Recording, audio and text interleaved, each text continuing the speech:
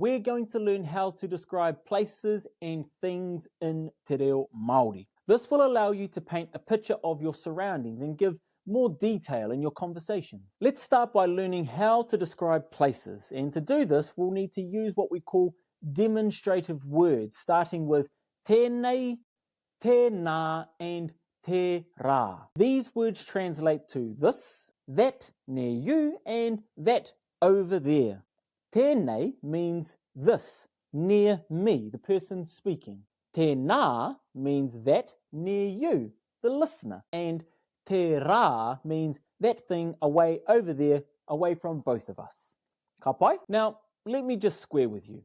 A lot of people don't get tēnā and tērā right, and often we use them interchangeably, as if they mean the same thing. Now, they are slightly different, but I don't want you to let perfection get in the way of just getting started. So honestly, if you say tērā by accident and you think to yourself, oh man, I should have said tēnā instead, look, don't stress.